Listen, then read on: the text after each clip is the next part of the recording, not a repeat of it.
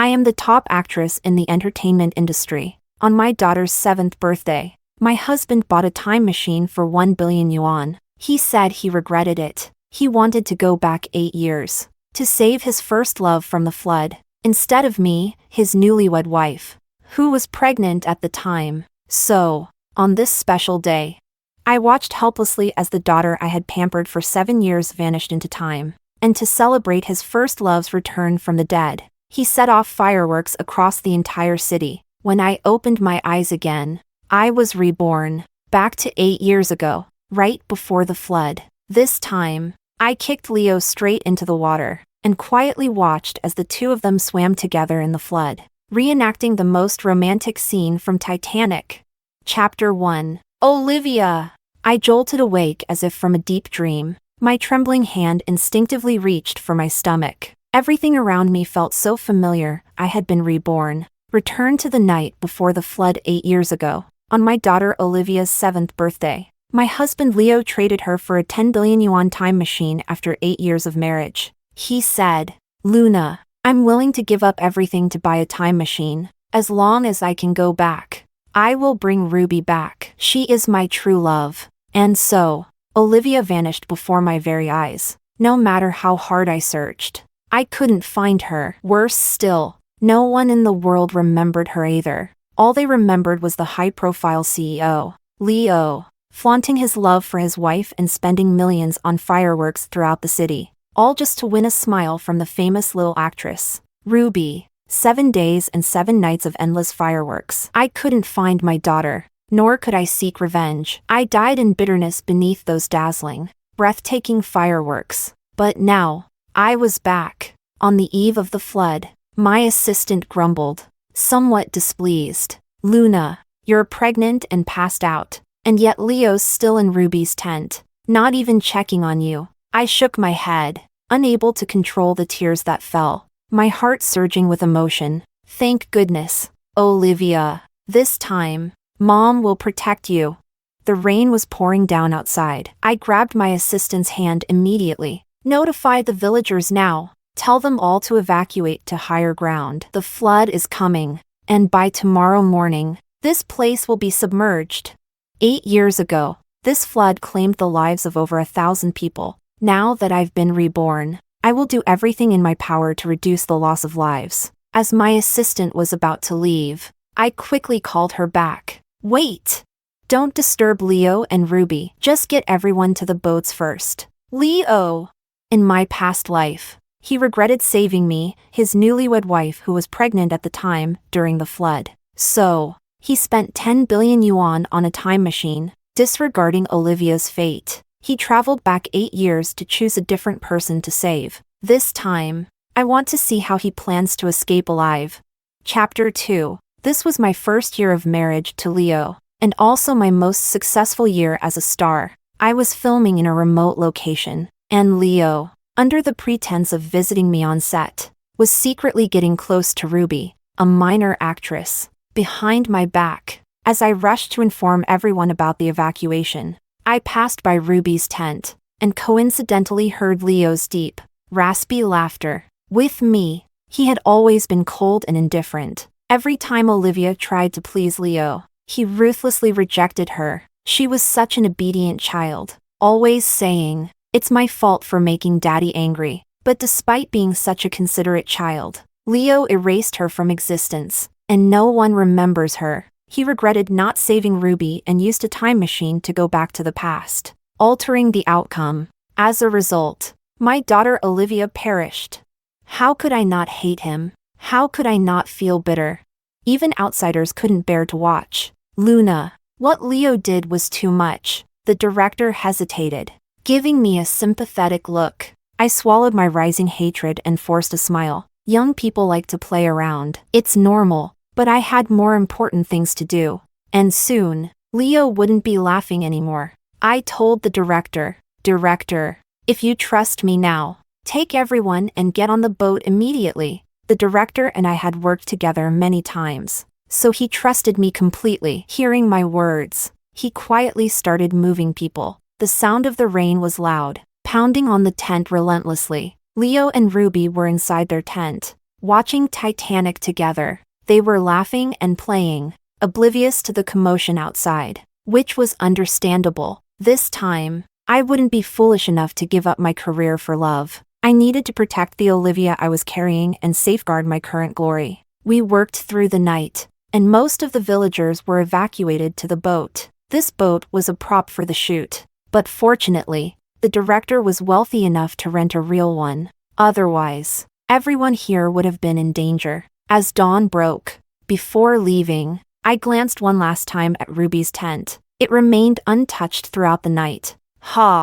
I couldn't wait to see the look on their faces when they emerged to find a deserted landscape, engulfed by raging floodwaters. Chapter 3. My assistant gently reminded me, "Ma'am, it seems Leo is still in Ruby's tent. Should we go call them?" The water level was already above the waist, and the flood was quickly escalating. I glanced at my assistant and said, "You go ahead. I'll go get them." It was a life or death situation, and my assistant didn't dare delay. Under the pretense of going to call them, I personally lifted a corner of their tent, even though the tent was set up on high ground. Lifting a corner would be enough to let the floodwaters in and collapse it. Leo. Ruby, thank me. I've given you the rare chance to endure hardship together. When I finally boarded the boat, it was already full. Luna, come on. The last spot is yours. Yes, the last spot should have been mine. In the past life, if I hadn't stayed behind waiting for Leo, he wouldn't have had the chance to save me. Once on the boat, I watched Leo and Ruby frantically rushing towards us from a distance. In the face of life and death, it was a pity that there was no space for them on this entire boat. Chapter 4. A violent storm raged, with torrential rain pouring down. Floodwaters burst through the remote areas, carrying a mixture of mud and debris. Leo and Ruby were drifting in the water, clinging to each other. Luna, pull us up. I looked down at Leo's handsome, refined face, now so disheveled. He had always been proud and aloof, untouched by the filth of the world, but now he looked as though he had fallen from grace, pitiful, but not deserving of sympathy. I placed a trembling hand on my stomach, suppressing my rage, and said calmly, "But there's no room left. How do you expect me to save you?" Ruby, like a fragile, delicate flower, clung to him. Leo, I'm so cold. Don't worry, Ruby. Luna will definitely save us. Everyone watched my husband, the illustrious CEO Leo, tenderly comforting Ruby in his arms. The rest of the people on the boat were anxious, like ants on a hot stove. Finally, someone found one last life buoy. Luna, here's a life buoy. You can use it to pull Leo up. Of course, this was the same life buoy that had made Leo face an agonizing choice in the past, one he regretted for life. And now, I would make him choose again. I tossed the life buoy to Leo. Then, suppressing the smirk trying to form on my lips, I said regretfully, "Too bad, it can only save one person." Everyone on the boat was shouting, "Leo, use the life buoy. The flood will kill you." But that wasn't enough. I needed this moment as preparation for the story of our divorce, for what I would frame as a tragic widowhood. I signaled my assistant with a glance, who immediately pulled out her phone and started a live stream. The title read, "Real-Life Titanic Drama," with a quick investment of $10,000 to boost its visibility. The live stream shot to the trending list in seconds. At that moment, Ruby's eyes filled with tears, and they began to fall silently. "Leo, I love you. I was willing to give everything for you, but lately I've been feeling nauseous. It's probably because of what happened 2 months ago." Her words made Leo's face go pale. The entire internet exploded. Leo still hadn't realized the live stream was running. He was clearly torn, but I couldn't let that happen, could I? "Let me help him a little," my assistant immediately chimed in. "Oh my, Leo. The whole internet knows that Ruby was your high school sweetheart. Can you really let her be swept away by the flood? She's so delicate, so small, so helpless. She relies on you completely. The viewers are all watching you right now. How could you not save her? Think carefully, Leo. Don't do something you'll regret for the rest of your life." The water kept rising, and the crashing of waves echoed in our ears. The whole internet was watching Leo, the hero of pure love, since you love making choices so much, and morally blackmailing me. Now, when it's just you and Ruby, and only one of you can survive.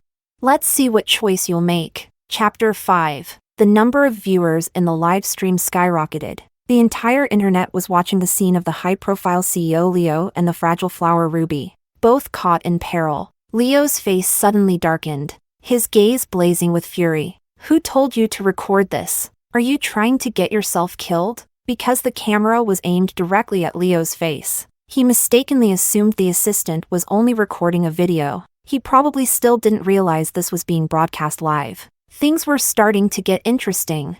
This time, I was determined to let Leo struggle in the water, to expose his hypocrisy, and make the internet explode. The cold water soaked through Ruby's body, and her face turned as white as a sheet, her entire frame trembling. Leo, can you give me the life buoy? I don't want to die. Ruby's slender frame clung to Leo's side, barely holding on, trying to prevent herself from being swept away by the flood.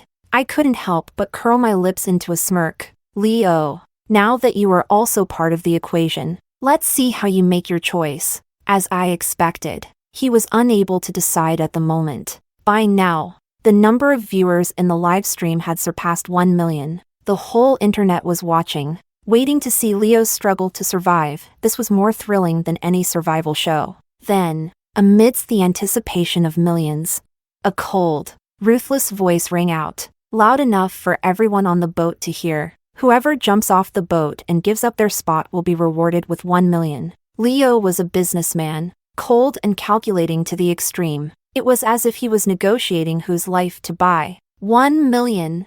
Enough to make these ordinary people's eyes light up. To them, it was an astronomical sum. My expression immediately turned cold. This was bad. Leo was planning to buy someone's life. His arrogant gaze swept over the crowd. Even in the midst of a flood, he still carried the air of a superior, with the authority and privilege he had been raised with. 1 million, that's enough to last you a lifetime. He sneered. More than enough to buy your life. Chapter 6. The internet exploded.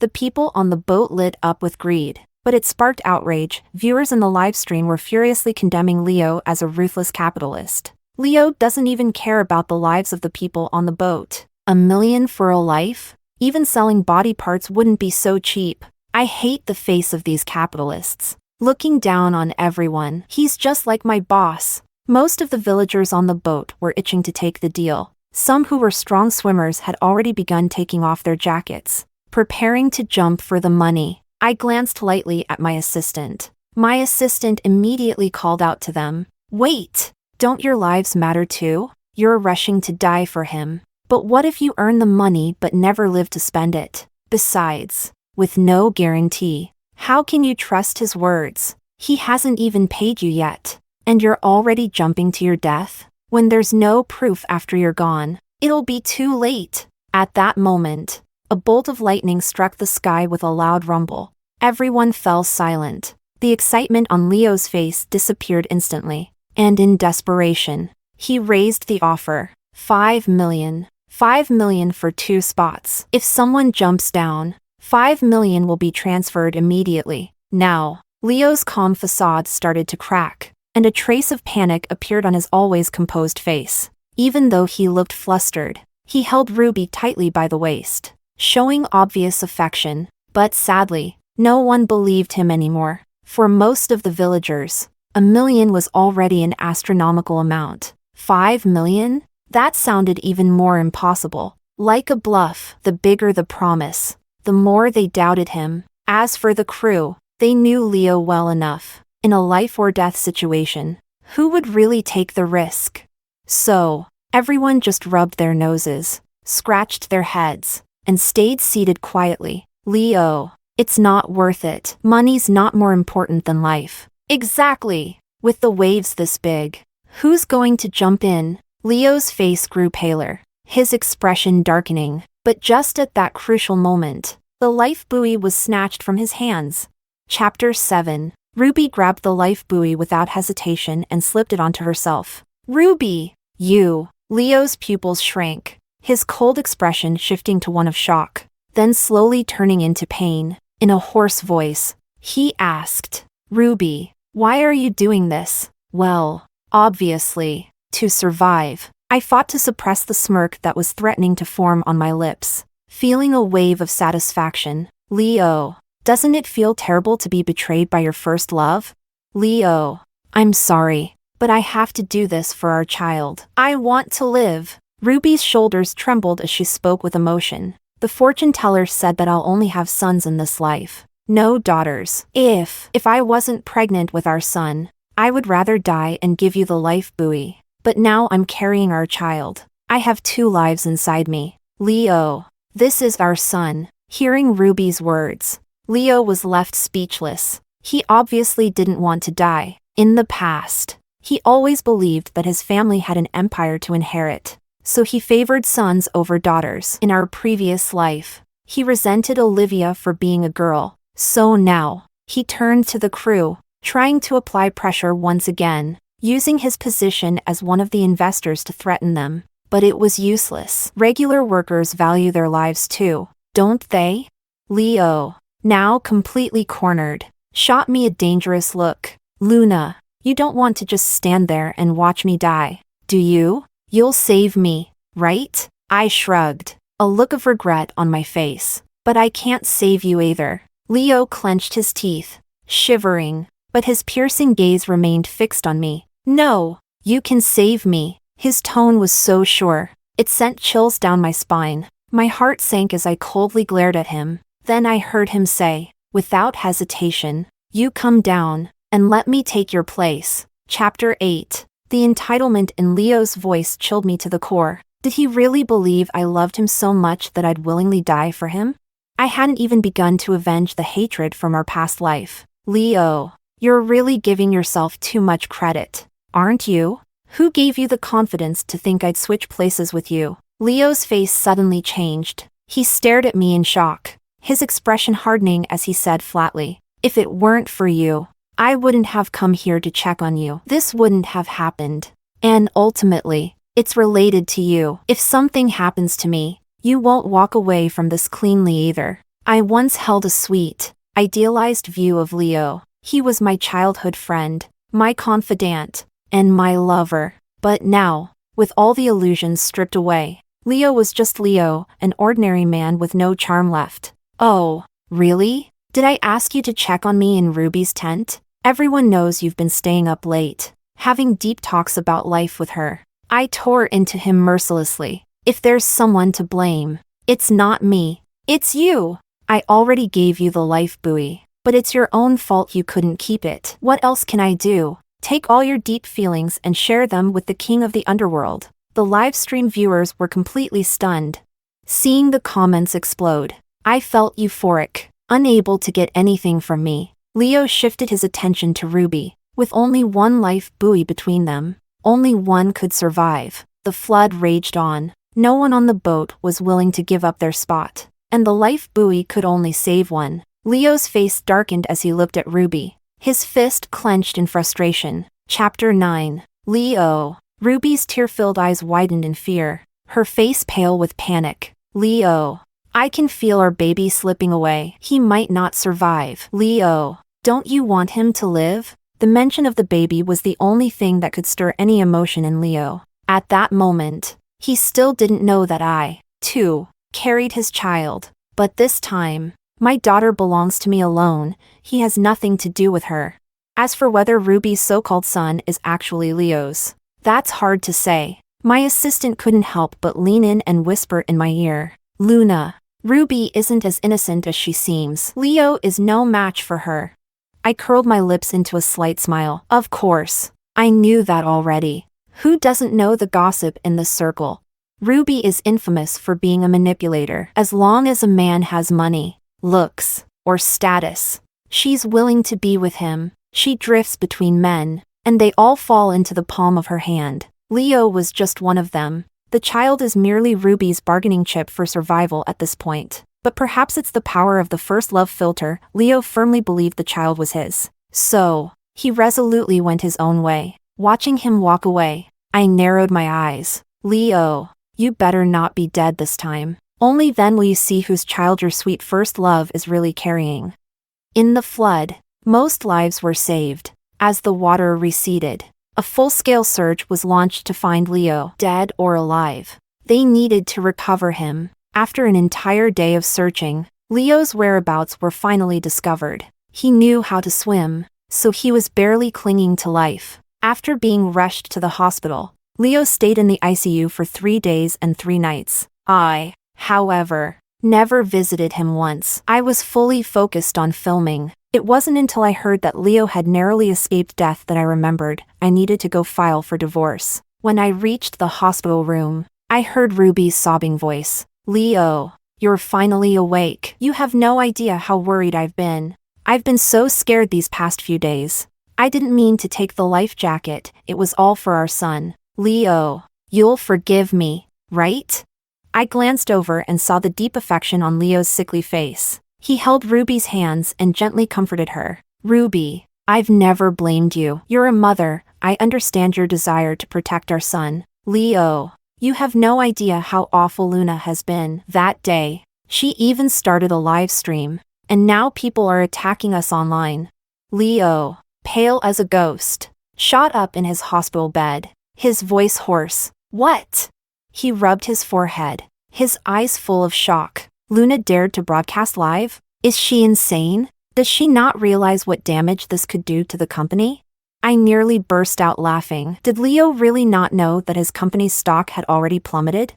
Chapter 10. I pushed open the door and glanced at the man, worn out and sick, lying in the hospital bed. "I'm not crazy. If anyone's losing it, it's your company's PR team. After all, Leo's public image is beyond saving this time." During this period, the news about Leo using money to save his own life has dominated the trending topics for days. A cold, indifferent glint appeared in his eyes. "Luna, what good does this do you? Are you deliberately watching me and Ruby suffer, drifting helplessly in the flood?" Just then, Leo's mother suddenly burst through the door. "Leo, how can you say that about Luna? Don't you think all of this is your fault? And this young lady, Ruby, Leo, you need to cut ties with her immediately and apologize to Luna."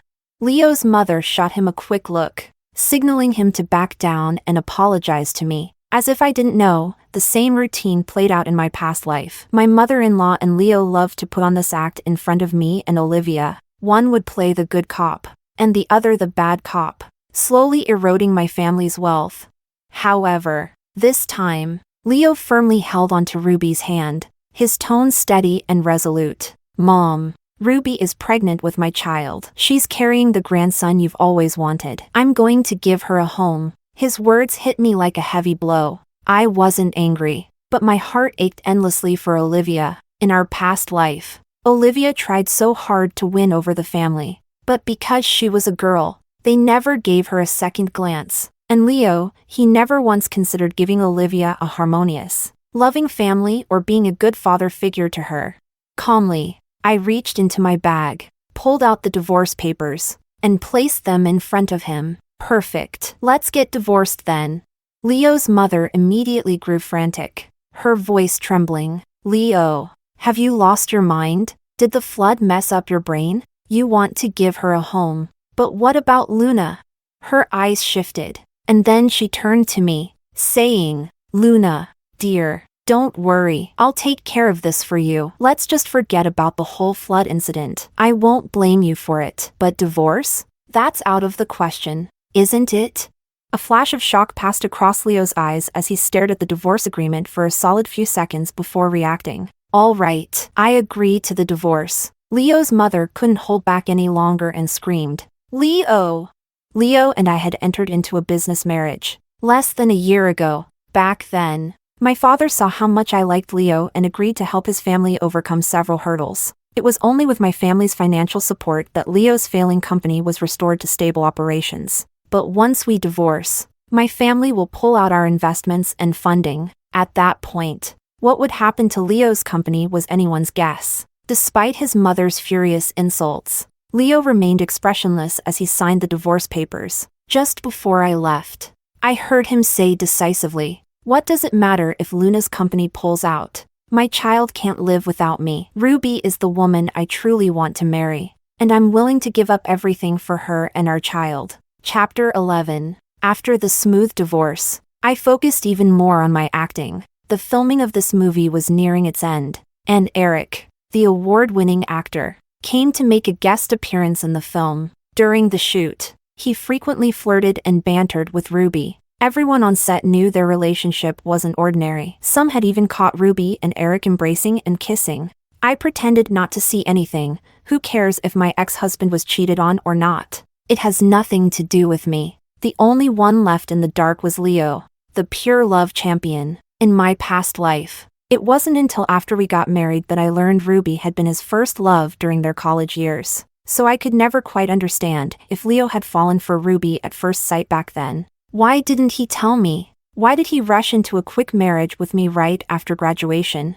My fingers brushed over my stomach. In this life, my Olivia is alive, healthy, and strong. When she's born, I have no intention of telling Leo. He doesn't deserve to be Olivia's father, neither in name nor in any other way. Today, while I was taking a break on set, I saw Leo step out of his car. He walked toward me with a spring in his step. His lips curved slightly in a good mood. Today was the final day of filming, so why was Leo here now?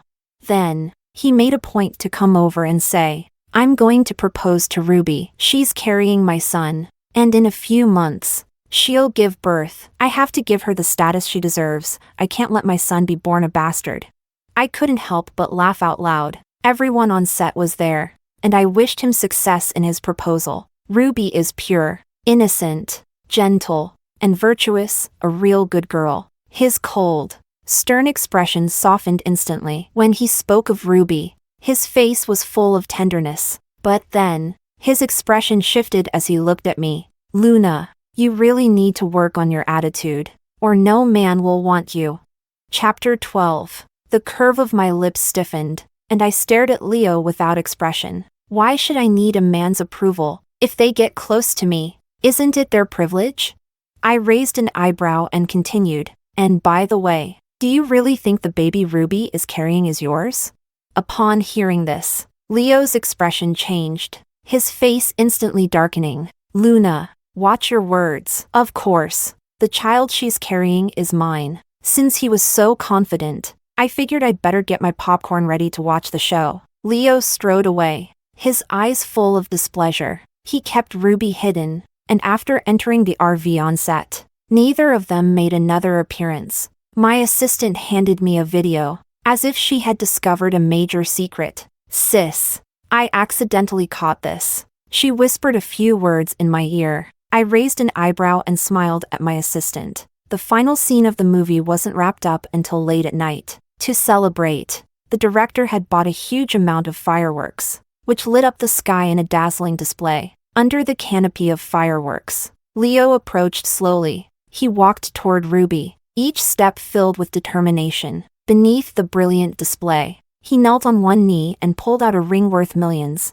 proposing. "Ruby, I didn't know how to make you happy before, and I kept upsetting you. But now I've learned how to love. I want to give you a home, to give our child a home." The crowd fell into a stunned silence. Everyone knew about Ruby's relationship with Eric. This complicated love triangle was difficult to root for. Ruby was at a loss for words, while Eric looked on as if he were just watching the drama unfold. Leo spoke each word with determination. "Ruby, will you marry me?"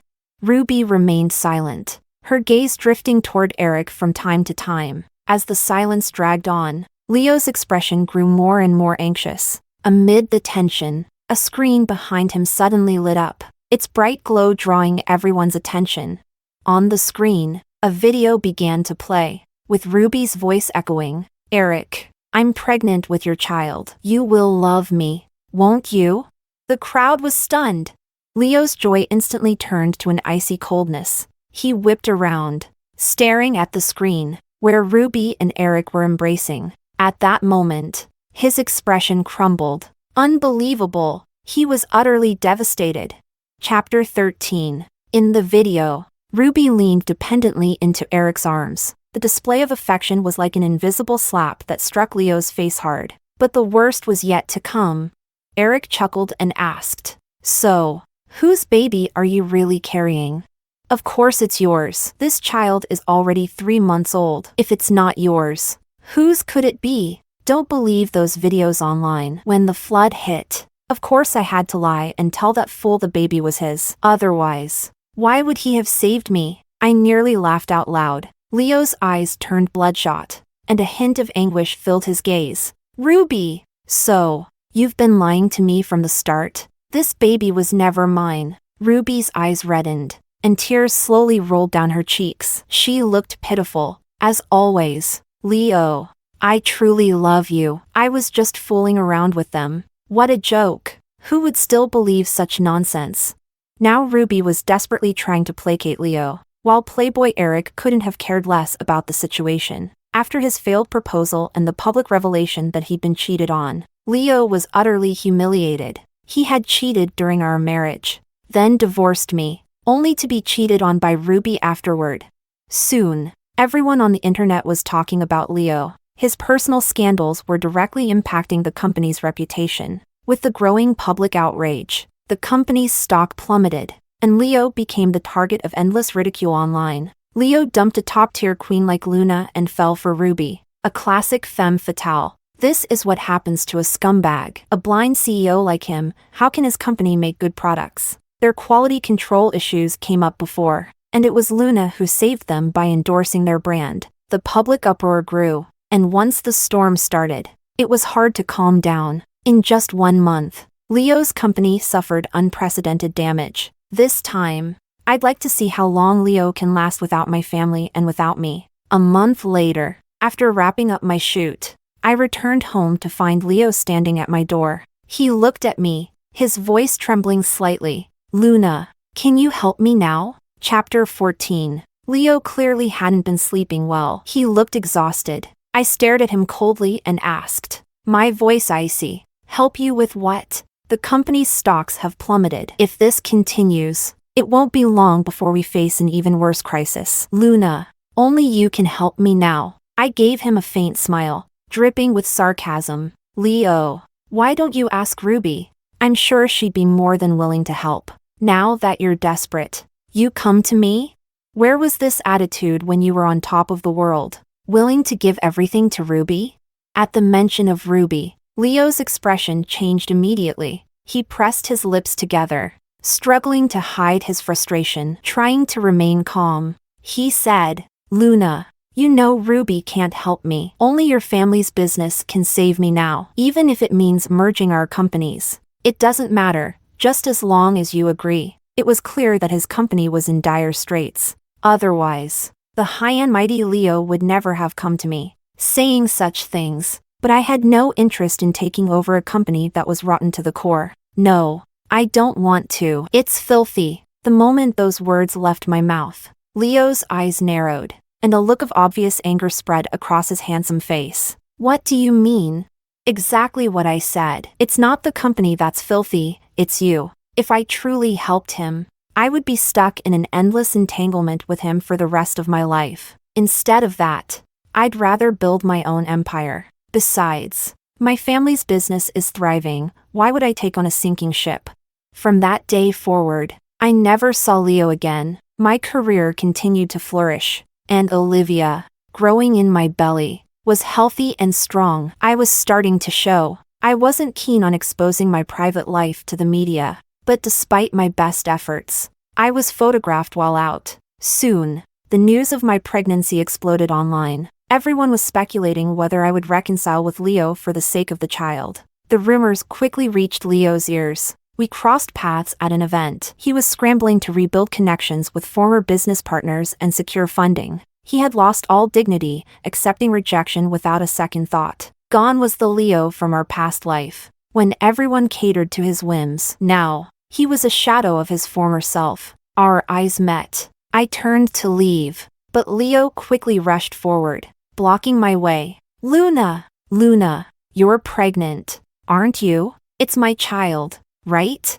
Chapter 15. I narrowed my eyes, calmly meeting his gaze full of hope. In our past life, he had never anticipated Olivia's birth. On the day I gave birth to Olivia, Leo was in a company meeting. The delivery was far from smooth. I suffered massive hemorrhaging on the operating table. I barely survived, and gave birth to Olivia. Afterward, as a husband and a father, he never cared for either of us. Now, seeing him like this, all I could feel was disgust at his hypocrisy. Luna, I know it's my child. For the sake of the baby, just forgive me this time. I let out a cold laugh, unable to suppress the hatred bubbling inside me. I could no longer hold it in. I swung my hand and slapped Leo across the face. The crisp sound of the slap echoed through the event, drawing everyone's attention. Leo turned his face to the side, his cold, vengeful gaze fixed on me. His eyes burned with anger as he lowered his voice. Luna, was I wrong? The child is mine. What's the big deal about putting up with things for the child? I'll treat you well from now on. Why should I put up with it? Leo, tell me, why should I endure this? I crossed my arms, a faint smile tugging at the corner of my lips, my voice calm and indifferent. I have money and a career. After my child is born, I can give her the best life. She will be treated like a princess by everyone. Why should I lower myself in front of you?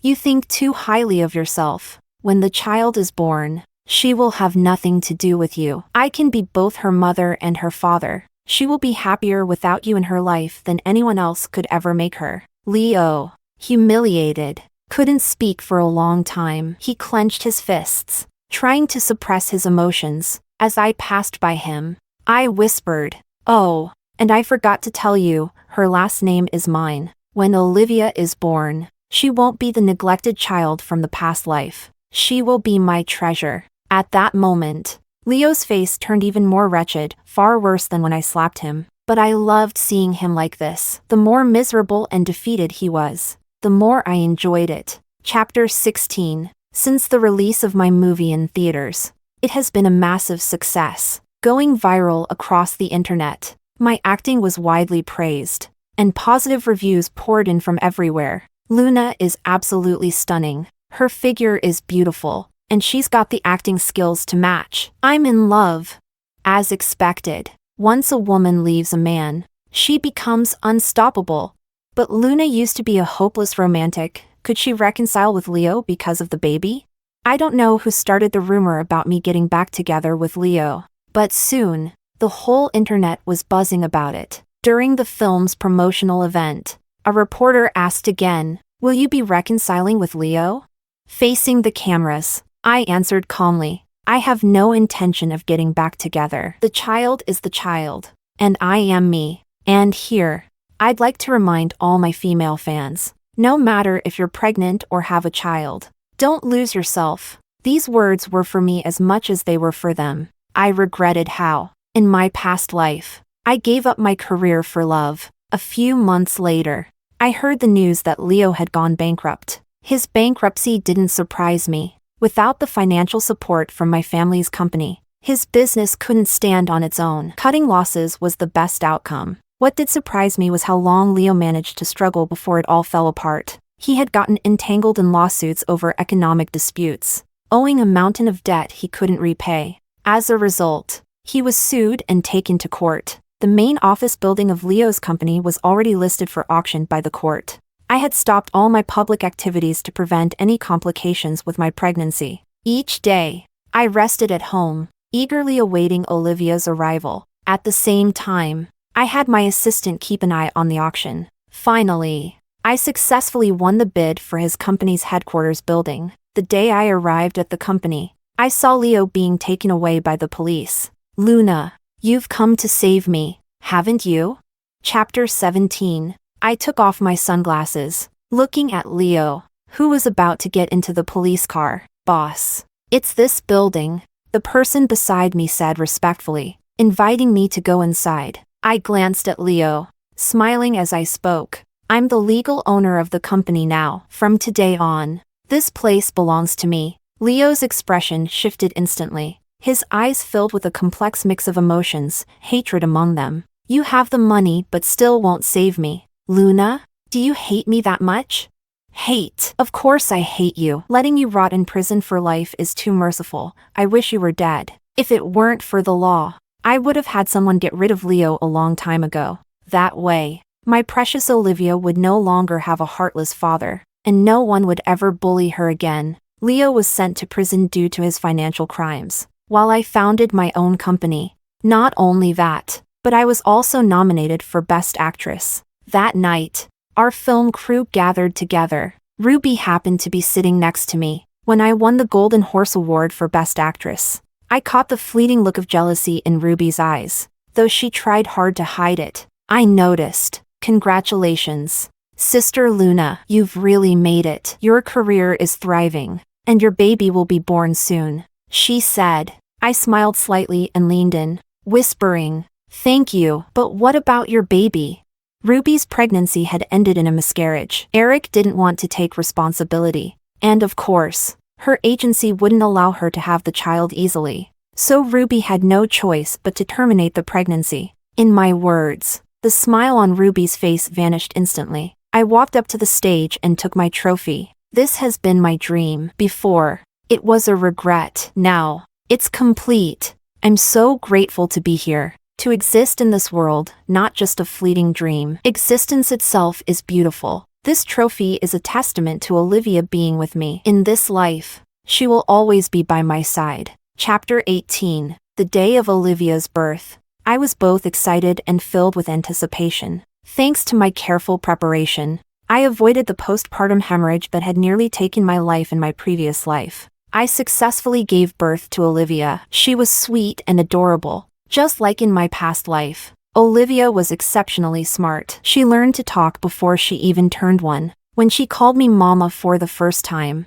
in that moment, my heart raced with joy, an indescribable wave of happiness. Tears flowed freely from my eyes. The joy of recovering something precious that had been lost is something no one else could understand. Olivia became the apple of my eye, cherished in the palm of my hand. She was adored by everyone in the company and became my most important family member. But while some were celebrating, others were mourning. In the same year I gave birth to Olivia, Ruby crossed paths with a powerful figure in the entertainment industry and made an enemy. Ruby's acting skills were never that good, and word has it that she offended the wrong person by rearranging her seating at an event she attended. After that, Ruby was blacklisted in the entertainment industry. She never appeared in public or on screen again. She was quickly forgotten in the fast-moving world of showbiz, as if she had never existed. Seasons changed, and soon enough, it was Olivia's 7th birthday. I threw her a birthday party at the most luxurious 5-star hotel in the city center.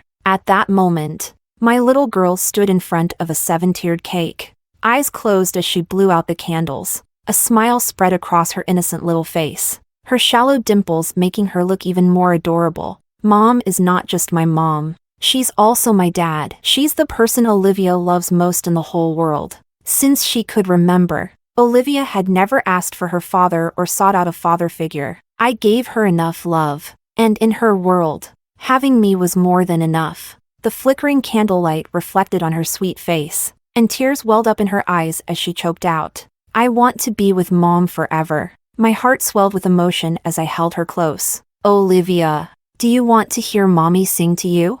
Olivia kissed my cheek and nodded with a bright smile. Holding the microphone, I stood on the stage of the banquet hall and gave her a special birthday gift. I sang 7 sweet and innocent children's songs, the notes dancing in the air, carrying my endless blessings for my daughter. And in my heart, I made a silent prayer. I prayed that my Olivia would live a life full of peace, joy, and happiness, free from worry or harm.